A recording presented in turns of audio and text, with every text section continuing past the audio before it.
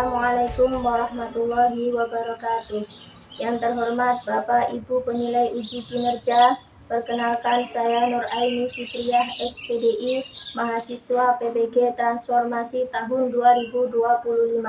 Saya adalah guru mata pelajaran Akidah Akhlak di MTS Hidayatul Muqtadiin Margomulyo, Kecamatan Batu Putih, Kabupaten Tulang Bawang Barat, Provinsi Lampung, sekaligus mahasiswa PPG Transformasi tahun 2025 di LPTK Universitas Islam Negeri Raden Fatah Palembang. Hari ini Kamis tanggal 8 Mei tahun 2025, saya akan melaksanakan praktik pembelajaran uji kinerja pada siswa kelas 7 dengan materi adab membaca Al-Quran dengan menggunakan model pembelajaran problem based learning. Mari kita sama-sama menyaksikan videonya. Wassalamualaikum warahmatullahi wabarakatuh. Assalamualaikum warahmatullahi wabarakatuh. Waalaikumsalam warahmatullahi wabarakatuh. Selamat pagi anak-anak. Selamat pagi Bu. Mana kabarnya hari ini? Alhamdulillah sehat. Alhamdulillah. Pelajaran kita mulai hari ini, mari kita berdoa bersama-sama agar ilmu kita mendapatkan manfaat dan berkah dari Allah Subhanahu wa Ta'ala. Silakan untuk Bari memimpin doanya. Mari kawan-kawan kita berdoa mulai. Bismillahirrahmanirrahim. Selanjutnya, untuk menumbuhkan rasa nasionalisme kita kepada bangsa Indonesia, mari kita menyanyikan lagu Indonesia Raya.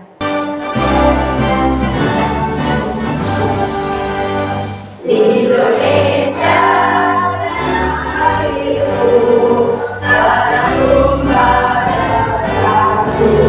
Pelajaran kita mulai, mari kita mengecek kerapian dulu. Silakan yang bajunya belum dimasukkan. Ya, dicek dulu bajunya, yang belum dimasukkan silakan dimasukkan terlebih dahulu. Cek kerapian, kerudung yang belum rapi baju. Untuk selanjutnya kerapian kelas. Kalau ada sampah di belakang sana, di bawahnya, di laci, silakan dilihat. Kalau ada, silakan dibuang di luar tempat. Selanjutnya ibu cek kehadiran terlebih dahulu.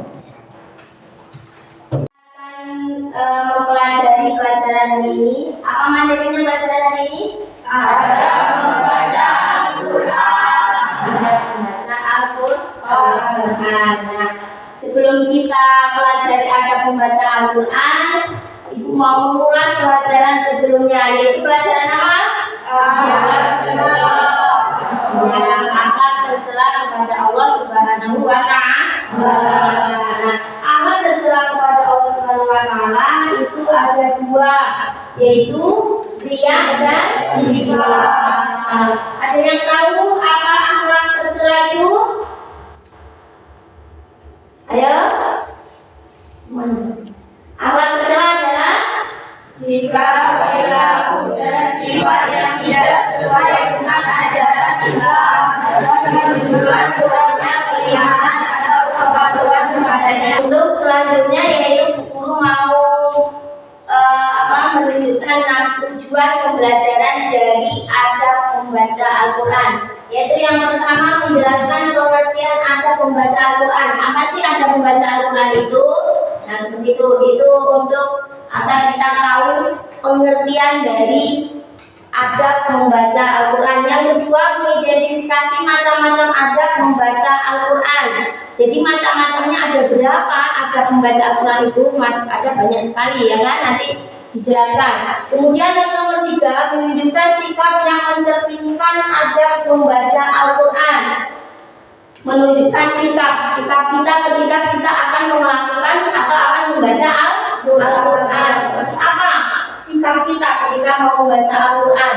Kemudian yang nomor 4, menyelesaikan permasalahan yang berkaitan dengan adab membaca Al-Quran melalui diskusi kelompok. Nah, yang terakhir ini kita nanti akan berdiskusi seperti apa atau menyelesaikan permasalahan apa yang berkaitan dengan adab membaca Al-Quran.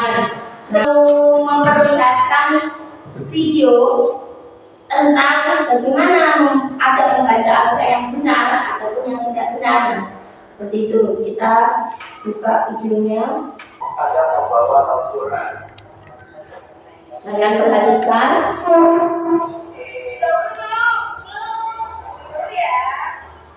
Keadaan sudah bersuci. Membawa Al-Quran seperti membawa buku biasa. Sama, apalagi tidak pakai tangan. Mendengarnya atau mendengarkannya pada yang menggunakan saat membawa Tampilan video tentang adab kita membawa atau membaca Al-Quran. Nah, di situ apa aja yang tidak boleh dalam membawa Al-Quran? Setelah kalian melihat video tersebut, apa aja yang tidak boleh dilakukan ketika kita akan membaca atau membawa Al-Quran? Yang pertama yaitu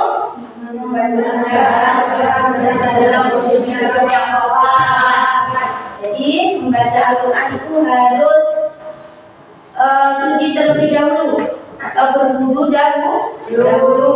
Kemudian yang nomor 2, menjaga kesucian dan khusyukan membaca Al-Quran. Jadi ada khusyuk ketika kita membaca Al-Quran. Itu tata cara kita. Tata cara ketika kita membawa atau membaca Al-Quran. Tadi ada anak yang membawa Al-Quran, tenteng, kayak membawa buku, itu tidak boleh. Jadi ketika kita membawa Al-Quran itu harus di depan dada. Materi selanjutnya yaitu adab membaca Al-Quran itu dibagi menjadi 3 bagian. Nah, bisa kalian lihat itu adab sebelum. Jadi adab sebelum membaca Al-Quran. Sebelum kita membaca Al-Quran kita harus apa dulu? Berniat dulu, berniat ikhlas karena Allah. Yang kedua yaitu berwudu. Kemudian yang ketiga memakai pakaian yang bersih dan sopan. Yang keempat yaitu memilih tempat yang bersih dan layak. Jadi yang kedua adab ketika atau saat membaca Al-Quran. Yang pertama itu membaca dengan tartil. Maksudnya membaca dengan tartil itu membaca dengan perlahan dan jelas, jangan terburu-buru. Jadi ketika kita membaca Al-Quran itu jangan cepat-cepat. Umpama inna aqoina kal-kautsar. Nah, seperti itu agar jelas, maknanya jelas, makhrajul hurufnya juga jelas, tajwidnya juga jelas. Untuk adab yang nomor 3 yaitu adab setelah membaca Al-Quran. Setelahnya yaitu yang pertama membaca doa setelah membaca Al-Quran. Ada di bagian akhir Al-Quran itu membaca doanya. Kemudian yang kedua mengamalkan ajaran Al-Quran dalam kehidupan. Adab ketika adab membaca Al-Quran. Yang pertama tadi apa? Adab sebelum membaca Al-Quran. Yang kedua adab membaca Al-Quran. Yang ketiga adab setelah membaca Al-Quran. Jadi macam-macam adab itu ada 3, yaitu adab saat mau membaca Al-Quran. Yang kedua adab saat membaca Al-Quran. Yang ketiga adab setelah membaca Al-Quran. Selanjutnya kita bagi kelompok. Sudah membagi menjadi 4 kelompok ya. Untuk per kelompok ada yang 5, ada yang menjadi salah satu, jadi digabungkan menjadi satu kelompok. Nah, untuk kelompok 1 ini dari kelompoknya Alfi. Untuk kelompok 2 kelompoknya Devita. Kelompok 3 untuk kelompoknya Ferry. Kelompok 4 yaitu kelompoknya Nabila. Nah, itu untuk kelompok. Sekarang guru untuk membagi lembar kerja peserta didiknya atau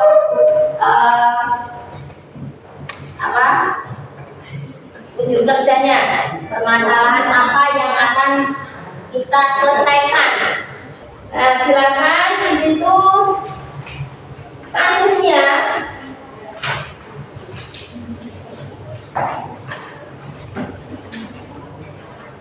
Itu ada kasus Andi membaca Al-Quran setelah pulang sekolah dalam kondisi belum wudu, masih mengenakan pakaian kotor dan sambil bercanda dengan teman di ruang kelas. Nah, itu kasus yang untuk sampai diskusikan bersama. Apa aja? Kalian mengidentifikasi apa aja pelanggaran adab yang dilakukan oleh Andi. Yang kedua, tuliskan minimal 3 solusi yang dapat kamu berikan kepada Andi agar bisa membaca Al-Quran dengan adab yang baik.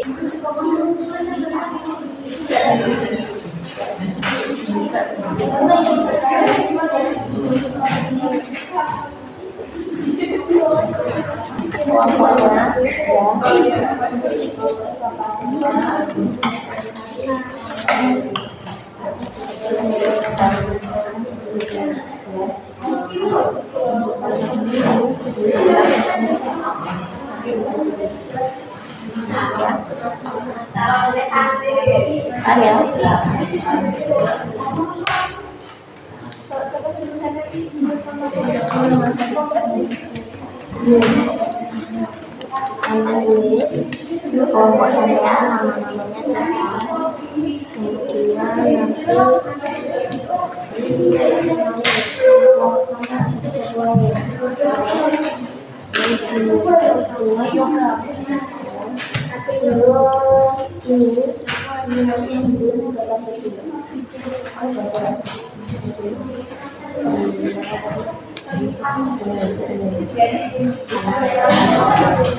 Kemudian terus itu yang kosong ini.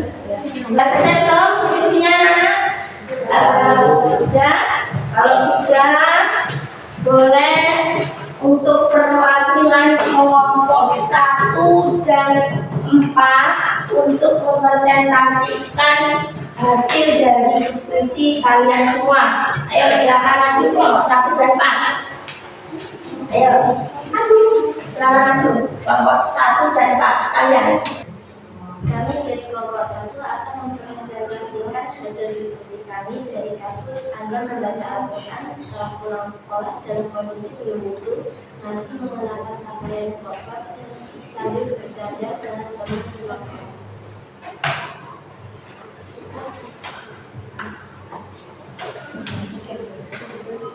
Ada yang ditanyakan dari kelompok lain untuk kelompok 1?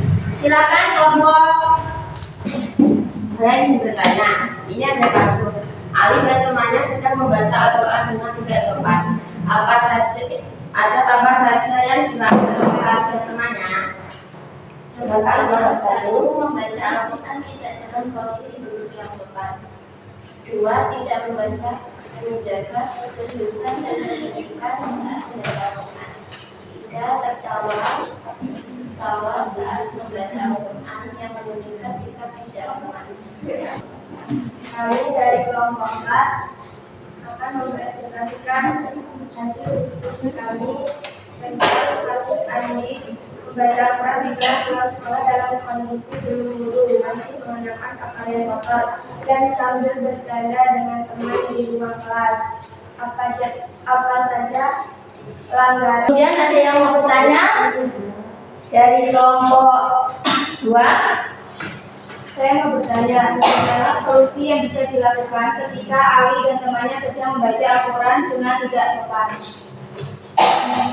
Yaitu berwudu sebelum membaca Al-Quran dengan mengucapkan takbir. Selanjutnya menjaga kesucian diri sebagai bentuk penghormatan kepada takbir. Berarti pakaian yang bersih sebelum membaca Al-Quran mana yang tenang dan ketika terhormat, yaitu mengajarkan diri untuk membaca Al-Quran. Silakan hasil dari diskusi saran atau LKPU-nya dikumpulkan.